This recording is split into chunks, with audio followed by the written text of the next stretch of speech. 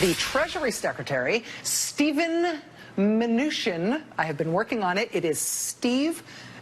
Sorry, it is not Steve, it's Stephen, and it's not Mnuchin, it's Mnuchin, like he's from the island of Minutia.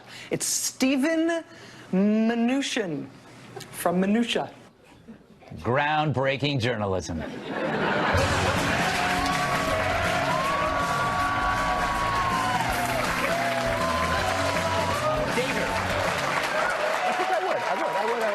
All right, enough, my friends.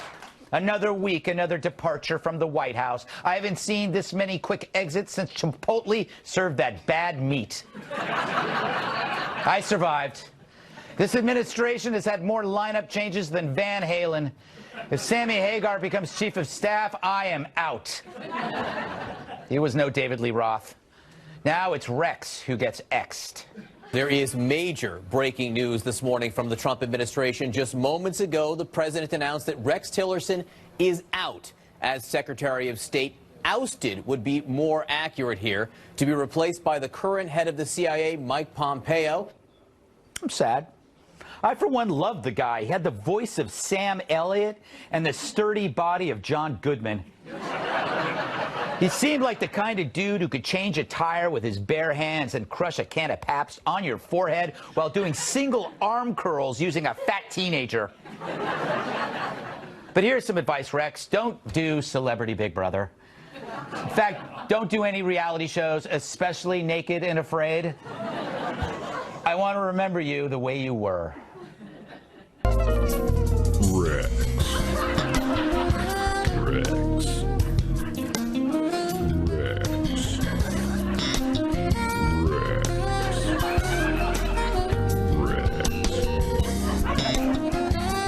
See what I mean? Now, his replacement is Mike Pompeo, and Pompeo's replacement is Gina Haspel. Say what you want about this pair, they ain't Ozzie and Harriet. Judging by the media's frazzled, fearful response, it's more like Bonnie and Hitler.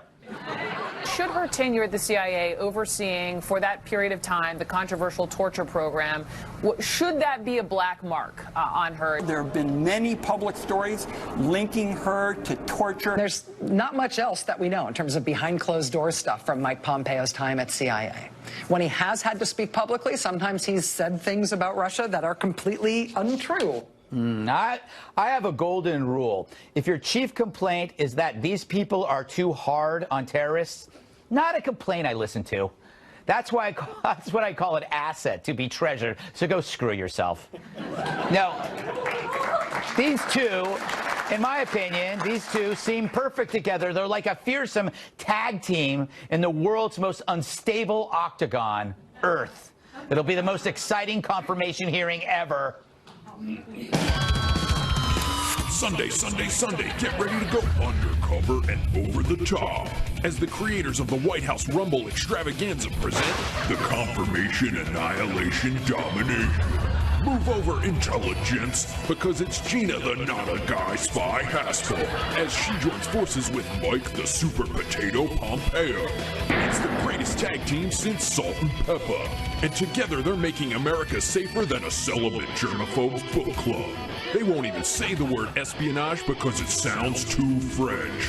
Plus, the first 100 people to arrive get a free cyanide capsule. And there's no need to sign up because they already know your personal information. It's the Confirmation Annihilation Domination. Yeah!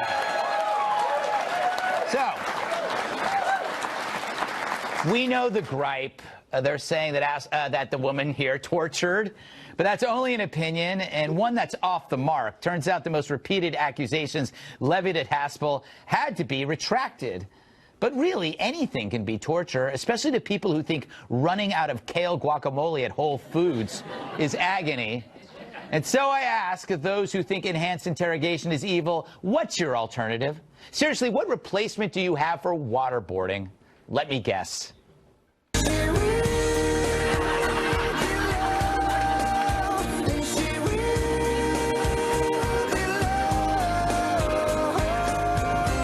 I agree, that is worse than waterboarding. Bottom line, if you got to make a terrorist talk in order to save lives, then everything should be on the table, including thumbs, toes, and noses. A lot of media critics have the luxury of not having to face such dilemmas. No, in their shiny studios, they parrot the same old pointless phrase, but we're better than that. Well, I'm not. I'll admit it. I'll admit it. I am what's called a bad person. Terrible, even. The media, however, acts as if getting down in the street with your enemy only makes these terrorists hate you more. Sorry, I can't see how they could do worse to us than 9/11. Yeah, I'm sure ISIS wished we'd stuck to the high ground, because then they'd still be creating selfie sticks out of Westerners' heads. So if we hurt their feelings or their faces, so what? For once, let's proudly and loudly say we're not better than that. Because under Trump, it seems to be working. We didn't lower the bar. We removed the damn thing. And good stuff's happening. All right. But if you must, then by all means say we're better than that, while the patriots who think otherwise continue to save your ass. Cheering for torture. All right, let's welcome our guest. She's so smart, she left The View. Author and columnist Jedediah Bila. Well, he's so sharp that ninjas throw him at their enemies. Washington Times opinion editor, Fox News contributor, Charlie Hurt so good. Hurt so good. Her favorite beverage is a kitten's tears. National Review reporter Katherine Timpf. And Infertyrus, ready to quip and shoot from the hip, writer and comedian Kris Fried. All right, Jedediah, welcome back to Fox News. I have a very important question. The View. Who had the worst breath? Come on. You were... Probably me, because I used to eat right before the show, so I probably... What a cop-out.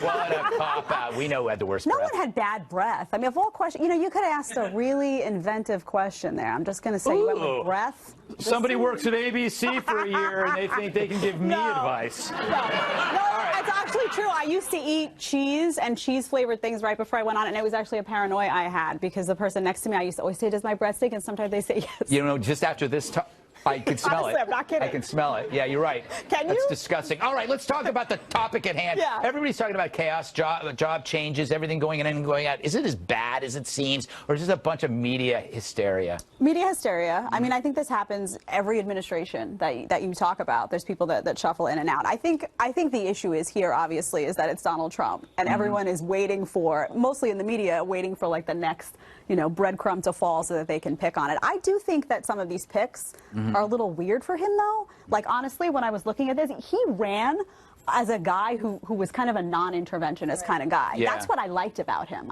Because I'm a libertarian. I don't want us nation building over there and changing up leadership. And now he's picking these really hawkish people. It's interesting. So Like it's Bolton. interesting. Like Bolton and him are not on the right page, Pompeo, same page. Yeah. I mean, even this lady with the waterboarding, like waterboarding or not, I mean, she seems very hawkish to me. This doesn't fit the brand. I don't think she ever waterboarded anyone. I think the ProPublica had to retract a lot of things, Charles, that they said that she had done. Charles, you have a choice. Choose your adventure. You could talk about the confirmation hearings. How's that going to be? Daniels? What? Or Stormy Daniels? Well, you can talk about Stormy Daniels if you like. I do have Stormy Daniels. I do have Stormy Daniels I didn't want to news. get ahead of myself, but yeah. Yeah. Go ahead. No. What were you? No. What are my options? Talk about the confirmation hearings. Is it going to? Are these guys going to sail through? No. This is what.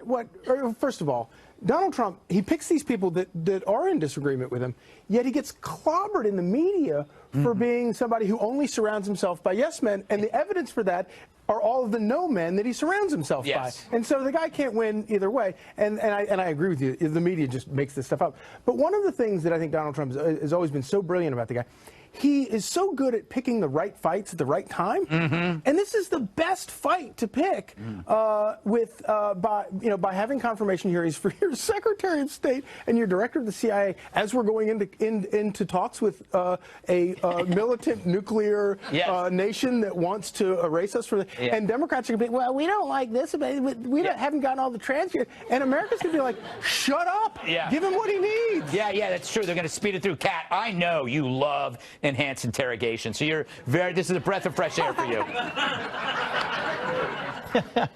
I agree with Jedediah. I'm also a libertarian, and I don't like to see all these hawkish people going in. It's not just the torture stuff.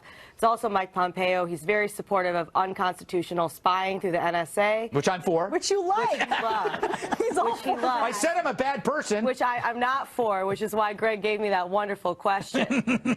I would like to see people around him that are non-interventionists. I think that we waste so much money and so many lives overseas doing things that we don't have any business doing in the first place. And the government also doesn't have any business spying on me unconstitutionally. Yeah, but you don't. Nobody's spying on you. They are, though. But you're like a conundrum to me, because when I used to talk to you about politics, you were a small government guy. But then when it comes to this national security stuff or waterboarding or NSA, all of a sudden it's like, bring the government in, spy on everybody. How does that happen? Okay, look at my hands. Okay, this is security, and this is freedom. They do not fight. They hold hands. Oh, my goodness. Thank you very much. Kris? That's not true. No, they do hold hands. They're like siblings who just go a little too far at times. What a domestic threat to security. I got to get Kris or Tyrus. Yeah. Anyway, no, Kris, were you surprised? Were you surprised that Tillerson was fired? Are you surprised that Trump just doesn't care anything? No, I mean, that's not surprising at all. I'm more surprised. I don't have a reaction to the torture thing. I don't like. So back when she was doing that, it was kind of legal, or I don't know, was it legal, or just don't ask, don't tell, or whatever it was. They did it, and then the rules changed, so she probably won't do illegal stuff. So you know, in the NFL. Like before, they used to not have as many helmet-to-helmet rules. Yeah. And then when they changed that, they didn't fire all the players because they think that they can't help themselves. They're just going to go around headbutting, and you know. So you play by the rules. I don't know. But does it bother anybody that the allegation is that she wanted to destroy those tapes of the waterboarding? I don't think, I think that's not entirely true. But if that were true, I mean, that should be a problem. Look, there are a lot of tapes I want to destroy. Right, but we've all been yelling, that's probably true, but we've all been yelling about Hillary Clinton for how long, that they took a jackhammer to the old devices. Like, we don't want someone destroying evidence and transparency. That's a great transition, because we are going to be talking about Hillary in the next block. Apparently somebody learned something at The View. I wanted to talk about Stormy Daniels' mom. Oh, yeah. The fact that she said that if Donald Trump should keep running, and she would vote for him every time. So I realized this is the first time the mother of a porn star is proud of what her daughter did, which was Donald Trump. Up next, Hillary Clinton goes to the other side of the world and insults half of America, as if we wouldn't find out.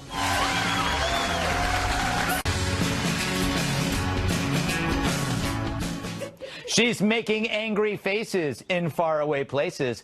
Hillary Clinton visited India recently.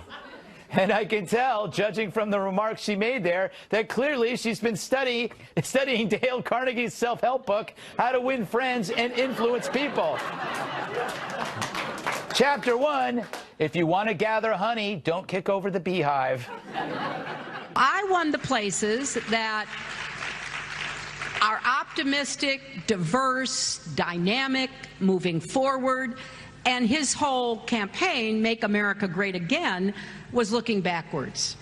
You know, you didn't like black people getting rights, you don't like women, you know, getting jobs, you don't want to, you know, see that Indian American succeeding more than you are. Whatever your problem is, I'm going to solve it. Oh, what a jackass. That'll get the Trump voter to change sides for sure. And how about the chapter called How to Change People Without Offending or Arousing Resentment? We do not do well with white men, and we don't do well with married white women. And part of that is an identification with the Republican Party, and a sort of ongoing pressure to vote the way that your husband, your boss, your son, whoever, believes you should. Oh, God. No, no, no. No, no, no. She nailed it. She nailed that. Hey, women didn't vote for me. You're just a dumb puppet. With a message like that, who wouldn't want to vote Democrat in 2020? Speaking of 2020, the Democrats are now scratching their heads about who could go toe-to-toe against Donald Trump. But I think I know just the person. In 2016, it wasn't their year. But in 2020, the Democrats will unleash a brand new candidate to lead the resistance to victory. Someone with a new vision for America. A freedom fighter, a fresh face, a grassroots hero. Her name, Hillary Clinton. This up-and-comer is bitter, mean, cranky, and vindictive. All the things you want in a rising star. In just 4 short decades, she's already given so much to real Americans. Things like hugs, faces, fashion, and totally normal laughter. Plus, this long list of accomplishments. Wow! So vote Hillary Clinton in 2020. She's new, but she'll grow on you.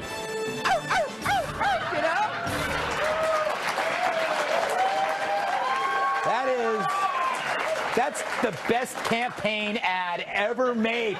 Charlie, please defend Hillary in one way or another. I'm asking to challenge you. I would defend her by saying this. I don't know why anybody was surprised by what she said over there.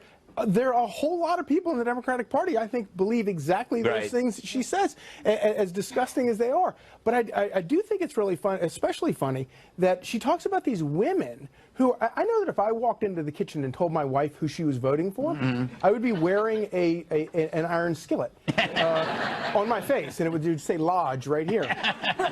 But actually, she would just ignore me. But what's funny about it is, as the messenger of that message, she's the one who, her entire career is based entirely on the fact that she married the right person, and that she did what he told her to do. Exactly. And he got through everything. And then finally, the thing that is the most amazing thing, that woman was almost president. Yeah. We almost. Yeah. Everyone thought she was going to be the next president. Yeah, the amazing thing is she lost to Donald Trump. Yes. I mean, that's just insane. Kat, if you were running the DNC, what would you say to Hillary? Just to stop talking. Seriously, it's pathetic. She's like a girl who, goes on a date, doesn't get a call the next day, and is like, you know what? He must just not remember how to work his phone. It couldn't possibly be my fault. Doesn't she know that when women or anyone vote, they're not doing that in front of their husband, that they're doing that by themselves? So even if they really wanted to make their husbands happy, what they would do, I would think, would just tell their husbands that they voted for Trump and vote for Hillary. They would do the lying thing, is what I think they would do. But they didn't do that. They did the voting for Trump thing, because that's the thing they wanted to do. Yeah. Kris, do you think Hillary realizes that even if she says something in India, we're eventually going to hear it? Or do you think there's like a weird firewall?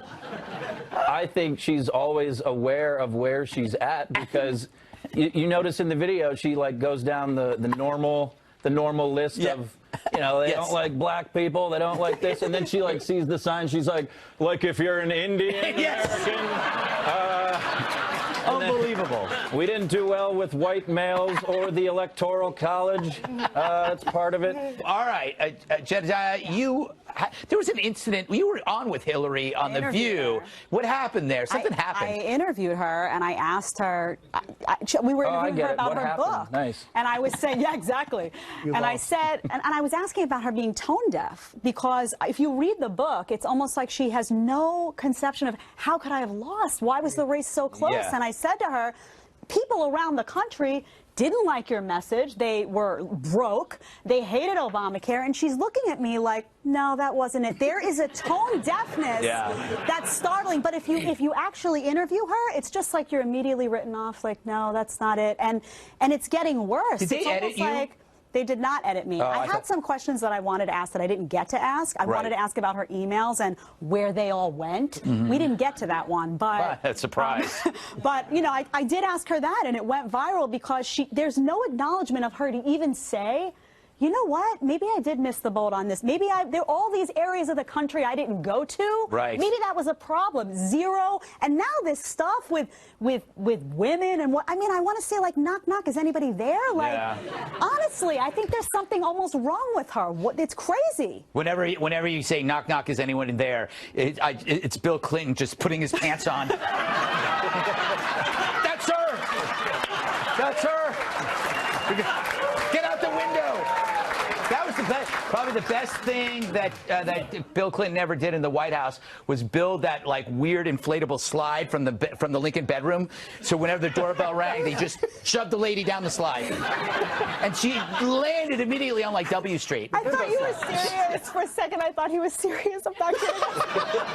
I'm never serious. All right, we got to move on. More stuff to talk about. This show is so great. It really is. All right. Which border wall will Trump choose? I hope it's made of delicious candy, because I love the candy. All right.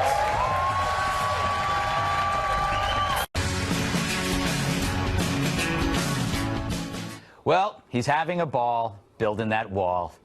President Trump got a first-hand look at the prototypes for the wall he wants built on our border with Mexico. And I learned so much. For example, fences suck. Now, that's a fence, a very sturdy fence. But coming up, the first thing I noticed, look how many holes are in that fence. Now, they fix the holes, but it doesn't look very good. They just patch it with more fence. The fence has holes in it. We already got a fence on the border, but people are cutting through it. So we need the wall. Now, I know you're thinking, but Greg, I can see through a fence. How do I know what's coming if they build a wall?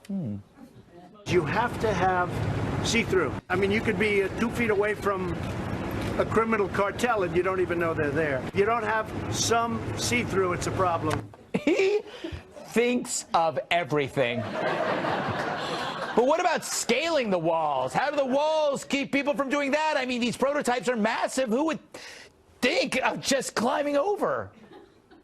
Who would think? Who would think? But getting over the top is easy. These are like professional mountain climbers. They're incredible climbers.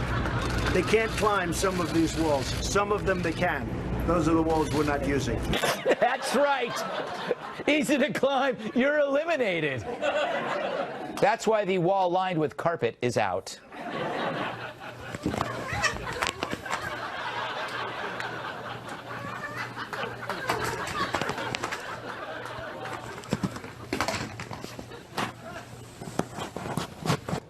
Oh, I wouldn't want that in my house.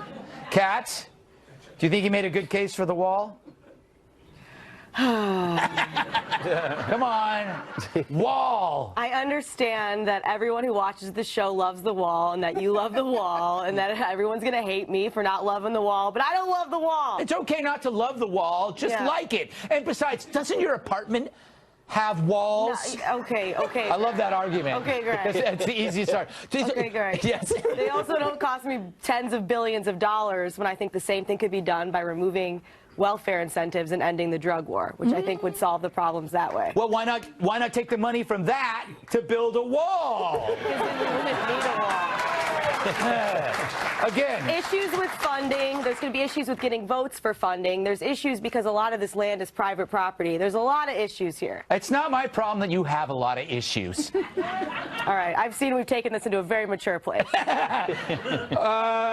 Kris, what are your thoughts on the wall? You excited? You're nonplussed? Are you like a traitor, treasonous traitor like Katherine Timpf? Thank you, Greg. You're writing the tweets for me. Thank you. I'm so comfortable in this, leaning back. I lose my thoughts. No, when he is going around yelling at people, coming up with, fun. You can tell he's like a business guy. Right. He's used to, like, you know how they say they can't just say good job. They have to come up with something to talk about. So he's in there just mentioning like little things that don't make sense. He's like, oh, yeah, it's got to be longer. You can walk right around this piece of wall here. Longer than 14 feet, I think. But he's at like a building site. You know, he goes to talk to the people there. He's asking, you know, he parks his limo, gets out, puts on a hat, and then starts walking around on like 57th Street, pointing at things. That's what he does. I mean, I guess, right, Charles? Yeah, no, I mean, and you know, it's like talking about the fights that he picks. This is another one of those fights that he picks, and it's a very smart fight to pick. And the reason that he will not budge off of the word wall is because he knows that you go to Washington and you say, I'm going to build a wall. Yeah. The first thing everybody says to him is, well, you don't really mean a wall. Yeah. You mean like a fence? And he goes, no, I mean a wall. And you're like, no. You mean like sensors and stuff like that? And he goes, no, I mean a wall. We're going to build a wall. And it's brilliant because what he's done is he's defined his enemy or all of his opponents as being anti-wall or anti-border security, although he would never use such a loser word as border security. You have to use something people know what it looks like, a wall. He wants the toughest thing to defend, just wall. Like, Exactly. We're going to build the music store from the 90s, the wall. The wall doesn't matter. Go ahead. And I don't think it's going to be a physical wall along the. And I don't think even in the recesses of his mind he thinks that. But it's a debate he's having. So he's going to call it the wall, and we're going to build a wall along the entire border, and it's going to have a big beautiful door in it. I love that. You're going to be see-through. My favorite part is all the people that become deficit hawks when it comes to the wall. Yeah. You know, like the wall is too expensive, but all this stuff when they have, like, you know, let's test out to see if this fish can survive in 25 degrees, and let's spend $15 billion on that, or the squid on a treadmill. I'm also against that. Right. I'm also against that. But I don't know why we can't do the stuff that Kat recommended and the wall. Like, this is our national security. These are Mexican drug cartels coming over. This is the time to spend the money. This is what you want to spend the money on. Exactly. And you know what? Can figure something else out. To wrap this magnificent segment up, if you look at what Trump's doing, all of these things are kind of long-term solutions to problems that we kind of live with, whether it is the wall or North Korea or terror in general. You get a sense he's always thinking about the future, which is why we kind of are laughing at the wall, because it's like we're thinking, oh, that's crazy, but it's actually not crazy if you're thinking about the future. And so this is what the Democrats are, what you call half-a-planners. Right? Trump is a planner. Dems are half a planner. So a Democrat will say, step one, I wish. Step two, see step one. Step three, raise taxes. The only exception here is that Trump says step one, build a wall. Step two, let everybody in. That should be in. So there's a second half to every plan, and Democrats never have that second half. And remember the 1986 immigration bill, when we had 3 million illegals in this country, and Washington promised to stop the flow and grant amnesty. They did the easy part, and they never do the hard part. That's what they have a plan. That's their motto for the Democrats, half a plan. Okay, still to come. Can we save the species by moving to Mars? But what if we die on the way to Mars? We discussed this minor drawback.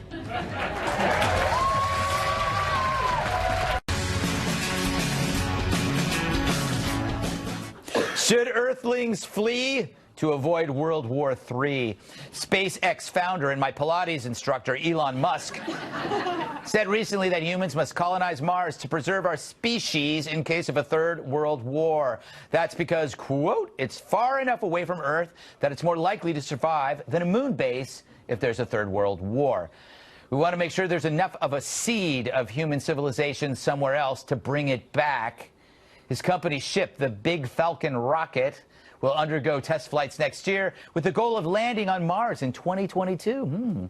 The first missions will send cargo, but Musk says the first manned missions promise to be, quote, difficult, dangerous, involve a good chance you'll die, and full of excitement for those who survive. That's exactly how I describe a beach weekend with Bill Hemmer. Though, the guy can't throw a Frisbee to save his life.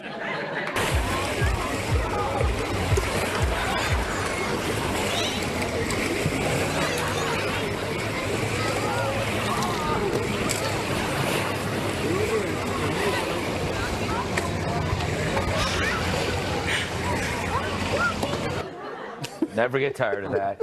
Kat, you should be excited about outer space because, A, there are no walls, and it's a new place for you to cry in. Wow. That was my question. Yes.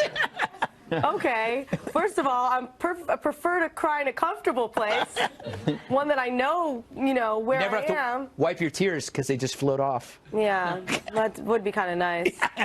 I just think it's not crazy to say that the people will die, because they probably will. But what's crazy is people are going to do it anyway. Charles, do you have any thoughts about going to outer space? No, none at all, actually. I don't intend to go. I'm going to die here on America, in America. You're dying right now on our couch. We all are kind of dying. On the planet. And actually, thinking about those things actually terrifies me, actually. Yeah.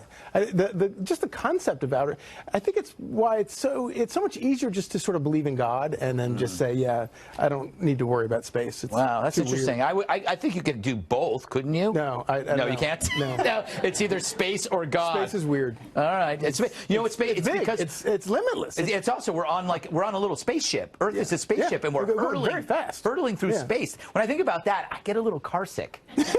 Like I start thinking, wow, we're moving. I can feel it. I'm going to throw up. Jedediah. That's called a panic attack. Yes. Oh, I know them very well. Yes. Yeah, I don't like space. I talk about this with my husband all the time. I don't mind it. You say you need space? Yeah. I don't mind it if I'm on the ground looking up, like here on Earth. But I don't get the suit. Yes. Like, I feel claustrophobic. I watched that movie, what was it, Gravity? Yes. Where they go out there, and just the suit alone, the little spaceship, and then they get out into the ether, and they're like, wow. Not wow. Not wow. You can't breathe out there. Yeah. What do you take There's a dump? nothing. There's no food. Exactly. Yes. I don't know why Earth's not enough for some people. It's good enough for me. just seeing floating poop is a problem for me, Chris. It's a problem for me. Yes. Also in space.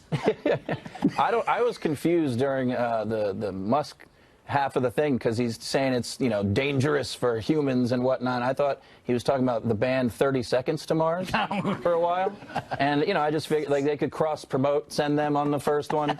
I'd be okay with that. But no, my other problem is that so people, a good portion of the country gets really mad at anything Donald Trump does. They say, we're going to die in healthcare, you're going to die, and everything leads to death. And then this guy's proposing a thing, and his whole pitch is like, you're probably going to die. And they're all like, oh, spring break Mars. It's cool. I will tell you why. Okay, I'll tell you why. This is a great way to die. You will live forever as the Lewis and Clark of the cosmos. Your death will be memorable. And I think if you die in space, it's going to be quick. However, to your point, Jedediah. You think? Yes, I know. You don't know. I do, but I think that you were correct. If I went to space, I would have a massive, kind of ongoing panic attack, which means I will be the first person murdered in space. I will be the first person they kill and eat. That we know of. That we know of. No, and because I would do the same thing. Cut his air supply, get rid of him. He's dead weight. It's true. All right. Enough of you, Jedediah. This isn't The View. All right. Coming up, Katy Perry kisses an American Idol contestant. Harassment or brilliant way to draw attention to her lousy show? We discuss. You deride.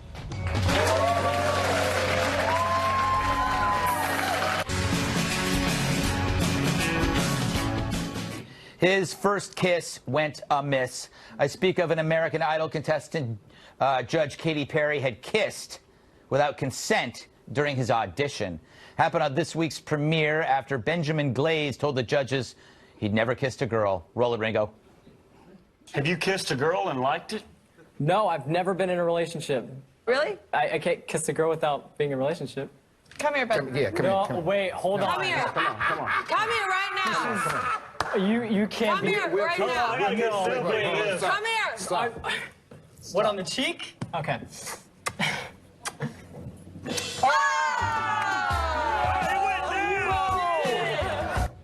And so controversy ensued. A few viewers argued that exchange would have been assault if a male judge kissed a 19-year-old female like that. Glaze initially told the New York Times the kiss made him uncomfortable, but later wrote on Instagram, quote, I do not think I was sexually harassed by Katy Perry, and I'm thankful for the judge's comments and critiques. I was uncomfortable in a sense of how I've never been kissed before, and I was not expecting it. Still, all this All this does is hide the fact that American Idol is just really boring. I mean, it's on ABC, so now I can say that. It's why I'm starting a new show. It's called American Idol. And it just features dudes lying around.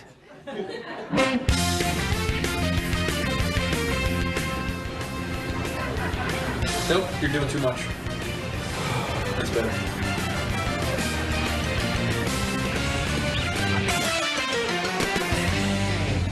I bet they've never been kissed either. All right. You know what upsets me about this, Kat? The arrogance of Katy Perry. She just assumes her first kiss is going to be superior to any of his choices in his podunk small town. And I think that's as gruesome as her music. She assumes, oh, he'll never get somebody as good as me, so I'm going to steal his first kiss. Yeah, she was like, yeah, you're welcome. I would be so upset if Katy Perry kissed me. Yeah.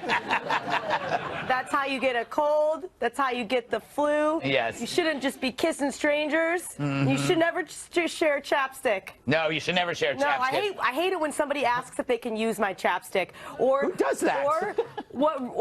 Or if somebody asks if I would like to use theirs. Yeah, no, that's a very strange thing. I just want to tell them to respect No, themselves. chapstick is not transferable. No, you know, it's shouldn't not. be. People are getting too close these days. Jedediah, I think she also put this teenager in danger. Remember, she was married to Russell Brand. Oh, that's her mouth touched Russell Brand. Who knows where it's been? That's oh my God, I hadn't even thought about that. That's like licking a bathroom wall in Port Authority. Oh, what an image. But also, you know what the kid says? This actually made me really mad because the kid says, I would have said no if she asked me. He says I would have said no. Now, and everyone's here saying, you know, media people are like, oh, it's Katy Perry, it's so cute, whatever, he's so lucky. No, that, like, if a girl had come out and been the one kissed and said I would have said no, it wasn't harassment, but I would have said no, that would have been part of the Me Too movement. Yeah, no. It bothers me, the double standard, though, because, like, she robbed him of a moment that's totally inappropriate. Yeah. And why? It's okay because she's Katy Perry? No, that's why I say it's totally arrogant. And Charlie, maybe, you know, in a couple of years he'll change his mind and say, you know what? And sue her. And sue her. Why not? Yeah. And it could do it under the pound Me Too movement. Yeah, exactly. Yeah, I mean, it is a double standard, like you say. It does raise a lot of questions about how seriously all these people are about the pound Me Too movement. Hashtag. Not pound. Where are you from?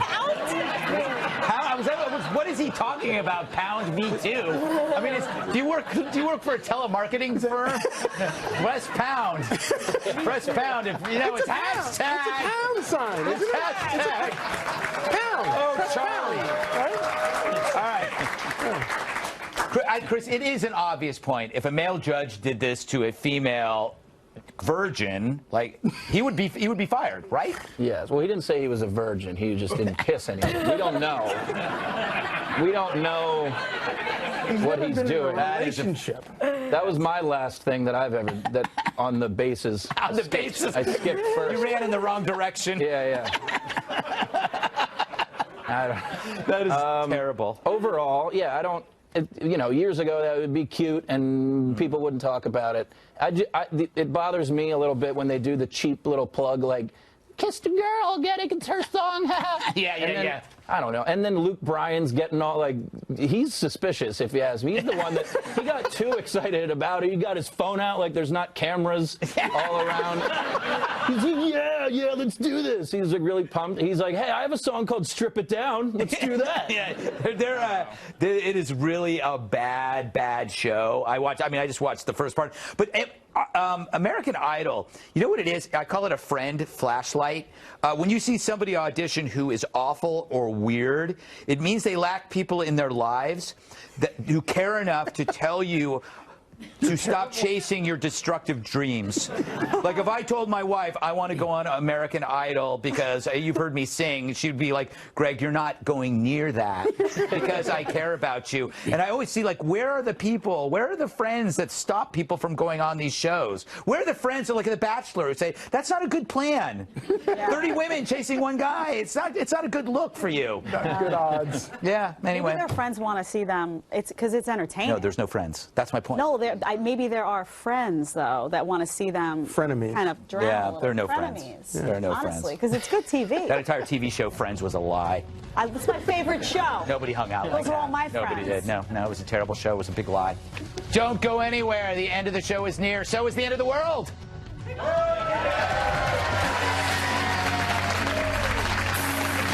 We're almost out of time. So thanks to Jedediah. Great job. Hope to see you again soon. Charlie Hurt. Great. Katherine Timpf. Kris Fried. The studio audience. I'm Greg